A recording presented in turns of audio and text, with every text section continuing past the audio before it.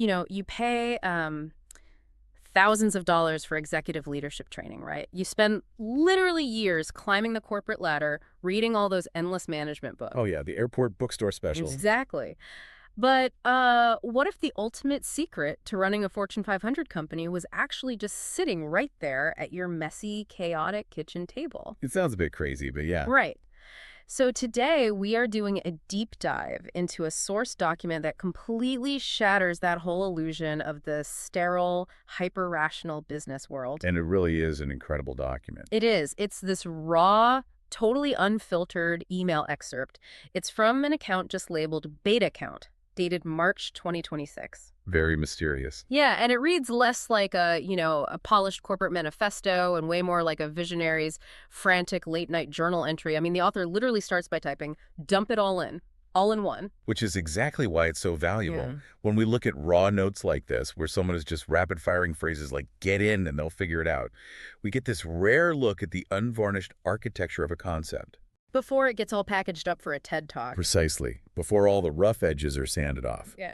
And the core mission of our deep dive today is to unpack the central thesis hidden in those fragmented thoughts. Right. Because the author maps out this really profound underlying pattern showing how the domestic structures of our personal lives secretly govern our professional success. Which is wild to think about. It is, and more importantly for you listening, this document actually provides a rigorous, almost ruthless framework for auditing the people you allow to influence your daily decisions. Yeah, and I want to jump right into that underlying pattern first, because the document starts by dropping some massive names to make its point.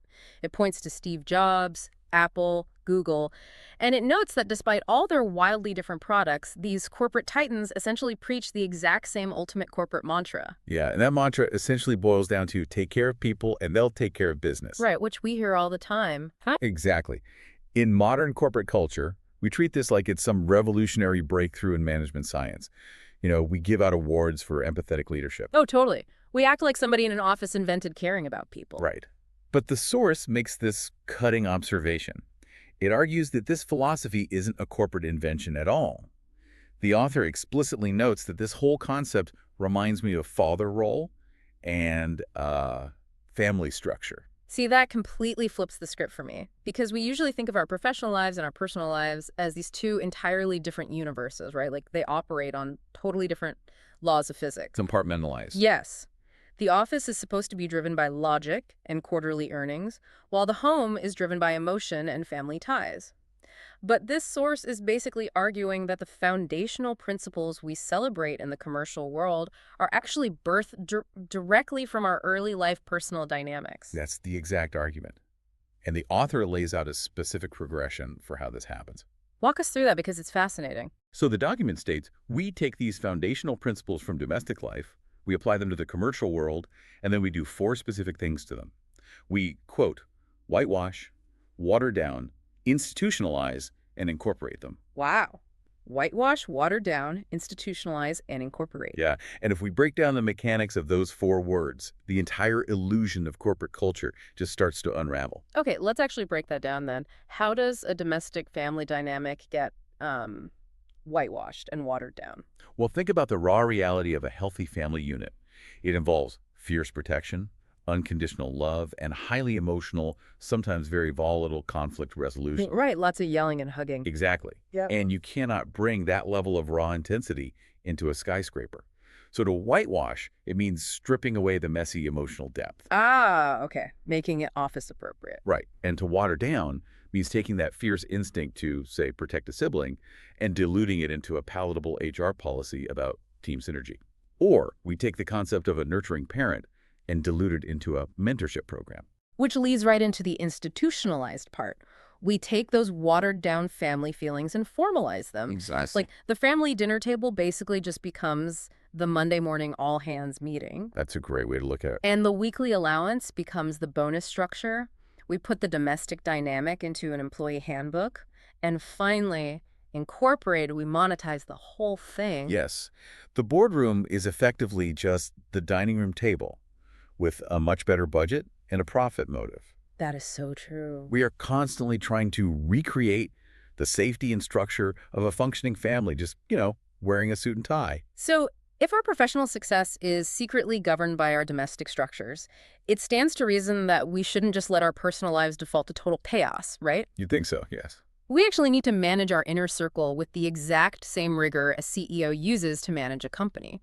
And the source document offers this very specific, honestly, somewhat controversial way to do this. Yeah, it details an assignment the author used when coaching celebrity children. Right. The assignment was to create a literal diagram or hierarchy of the board of directors in their personal life, the BOD. The personal BOD. Right. And the source makes it really clear this isn't just some abstract exercise for the ultra-wealthy. Yeah, not at all. Everyone listening to this right now has personal advisors filling executive roles.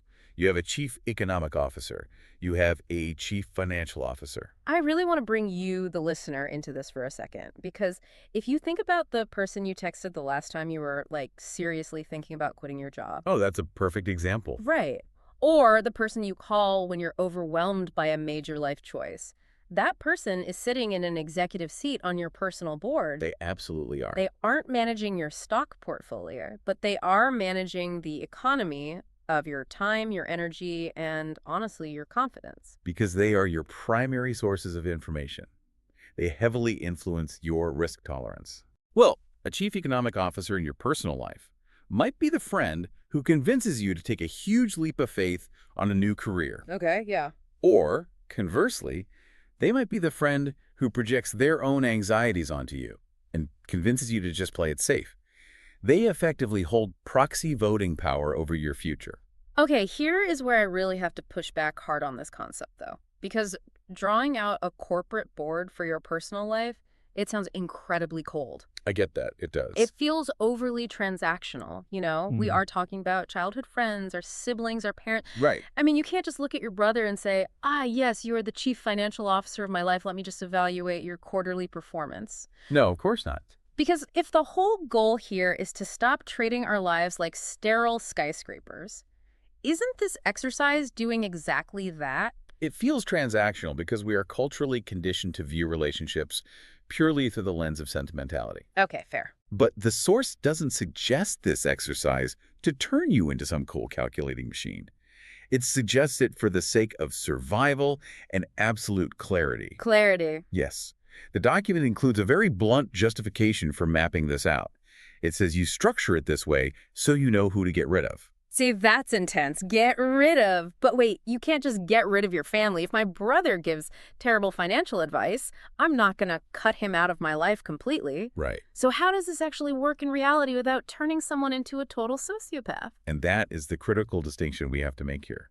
Knowing who to get rid of doesn't necessarily mean banishing your brother from Thanksgiving dinner. Oh, good.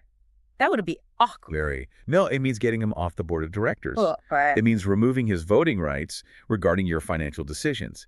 You can love someone dearly and still recognize they are completely unqualified to hold an executive seat in your life's trajectory. Okay, that makes a lot of sense. If you don't map out the board, you don't even realize you are giving unqualified people veto power over your decisions.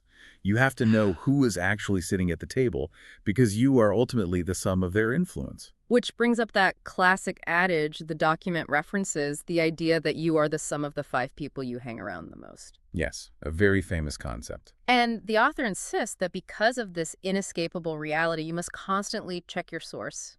You know, you have to audit the people occupying those 5 seats. And the metaphor the author introduces for this audit is brilliant. It's the diamond tester. I really want to dig into the mechanics of this because it's such a cool analogy if we understand how it actually works in the real world. Go for it. So a physical diamond tester is a tool jewelers use to determine the authentic nature of a gemstone, right? To the naked eye, a real diamond and a fake piece of cubic zirconia can look completely identical. They both sparkle. Exactly. They sparkle exactly the same way under those bright showroom lights. But a diamond tester doesn't look at the sparkle.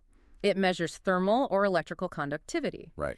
It measures how heat or electricity actually passes through the stone. And taking that mechanical reality and applying it to a social check is incredibly revealing. Yeah. Because we all have people in our inner circle who look the part. They look like great friends when the lights are bright, when you're celebrating, when things are easy. When they're sparkling. Exactly. They have the outward sparkle of a solid relationship. But how do you actually test social thermal conductivity in real life, though? I mean, it's not just about who helps you move a couch or who drives you to the airport. No, it's much deeper than that. Ah. A social diamond tester measures how growth passes through a relationship. Oh, wow. How growth passes through. Yes. For example, if you set a new personal boundary, does the friend adapt and respect it, proving they are a diamond? Or do they resent you for changing the dynamic, proving they are just glass? That is so good. Or if you start a new business venture or commit to a healthier lifestyle, do they conduct that new energy and support the growth? Or do they try to drag you back to the old version of yourself because it's just more comfortable for them? Because they can't handle the heat. Exactly. The pressure of personal evolution is the ultimate social diamond tester. It reveals the true molecular structure of the friendship. That is just a fascinating way to evaluate your circle. But the text introduces a timeline for this evaluation that honestly made my jaw drop when I first read it. The 7-year rule. Yes. The source quotes a director of career services and leadership development and introduces this 7-year rule. The rule is that you should evaluate and actively change your group every 7 years. It is a radical proposition. It sounds exhausting. I mean, are we supposed to wake up on the 7th anniversary of a friendship, pull out a clipboard, and just say, sorry, your contract has expired, please clear out your desk? Right, it sounds totally bizarre on the surface. I mean, I understand shifting someone off the board if they fail the diamond test, but mandating a swap every 7 years just seems entirely arbitrary. It seems arbitrary until you look at the biological reality of the human body, which the source explicitly ties into later in the notes. Okay, break that down for me. Think about cellular regeneration. On a fundamental biological level, your body is constantly rebuilding itself. Depending on the tissue, over the course of 7 to 10 years, virtually every single cell in your body has been replaced. That is crazy to think about. The physical entity you were 7 years ago literally no longer exists. So that's the biological foundation of the 7-year rule. Exactly. If my cells are entirely different, then my mindset, my goals, and my emotional intelligence have likely completely turned over as well. Precisely. The person sitting at the head of your boardroom today is not the same person who was sitting there 7 years ago. Therefore, the material of your core group needs to be tested against who you are becoming, not who you used to be. A friend might have been a perfectly authentic, flawless diamond for the college-era version of you. Because they supported your goals back then. Right? But they might be cubic zirconia for the adult version of you who is trying to raise a family or lead a massive team. This recalibrates the whole concept for me. It's not about a ruthless firing of your friends. No, not at all. It's a necessary calibration to ensure the material of your inner circle matches the material of your current reality. You are protecting the integrity of your personal boardroom so you don't end up outgrowing your own support system. And the danger of not running that 7-year audit is complete stagnation. Yeah. If you keep a board of directors tailored to a ghost, the person you were a decade ago, they will unconsciously hold you back from becoming the person you need to be tomorrow. Wow. Okay, so this entire framework, mapping the board, using the social diamond tester, applying the 7-year rule, this is all about external auditing. Yes, managing the outside voices. It's about curating the data and the advice you let into your life. But as the email progresses, there is this very sharp, almost philosophical pivot. There is. We transition from diagramming our social circles to talking about internal biology. The notes say the body is autonomous, it listens to rhythm, and there's a massive difference between knowing what to hear and knowing what to do. And this is where the author is highlighting the limitation of even the most perfectly curated board of directors. What do you mean? Knowing what to hear is the external process. It is gathering the best possible data from authentic sources. But knowing what to do with that data, you cannot outsource that to your board. That decision-making power has to come from your internal autonomous rhythm. Okay, help me bridge this gap, because going from auditing friendships to talking about biological rhythms is a pretty significant leap. It is a jump, yeah. What does listening to rhythm actually look like mechanically when I have to make, like, a tough career choice? Well, we can look at this through the lens of human neurology. Consider the enteric nervous system, which is often referred to as the second brain located in your gut. Right, the gut feeling. Exactly. It operates autonomously. It's constantly processing millions of subtle environmental cues, micro-expressions, and historical patterns long before your conscious brain can even articulate them. That's incredible. So when the author talks about the body's rhythm and knowing what to do, They're pointing to this rapid subconscious pattern recognition. We usually just call it intuition. See, that makes the distinction incredibly clear. Your board of directors provides the conscious data gathering. They give you the pros and cons, the spreadsheets, the logical advice. Exactly. But your internal rhythm is the subconscious data processor. It synthesizes all that external advice with your own deep-seated values and experiences. Because if you rely purely on the conscious data from your board, you will constantly be paralyzed by conflicting advice. Even the best advisors have their own biases. Oh, for sure. Your internal rhythm is the ultimate tiebreaker. It is the autonomous mechanism that tells you which piece of advice actually aligns with your specific reality. And I feel like this connects perfectly to the author's final, pretty striking thought in the notes. The source explicitly writes, why education is not always most important, and then adds in brackets, not vacuum. Yes, learning, formal education, and even the absolute best advice from a personal board cannot exist in a vacuum. Right. You can memorize every single management theory ever written. Yeah. You can have a flawlessly curated inner circle of 5 brilliant people. The ultimate BOD. But if you lack the internal rhythm to contextualize that information, if you don't know how to apply it to the messy real-world dynamics of your specific life, all that education is useless. It's the difference between theory and application, right? It's like reading an instruction manual for a car. Yes. You can memorize the manual, but your internal rhythm is the actual feeling of driving on the highway. Yes. You can't learn how to navigate traffic just from a manual in a vacuum. That's a perfect analogy. Because if you only listen to the external board and you ignore your autonomous gut feeling, you just become perfectly structured but entirely disconnected from your own humanity. You become the sterile corporate skyscraper. Exactly. You lose the raw domestic authenticity that actually makes you effective as a leader in the first place. Which brings us full circle. You have to integrate both systems. You rigorously audit and curate the external voices using the diamond tester, but you retain absolute executive control by trusting your internal rhythm to make the final call. We have unpacked a tremendous amount of information from this one raw email excerpt today. It really is a goldmine. It is. I mean, we started by revealing how the slickest corporate cultures are actually just whitewashed, watered-down versions of basic family dynamics.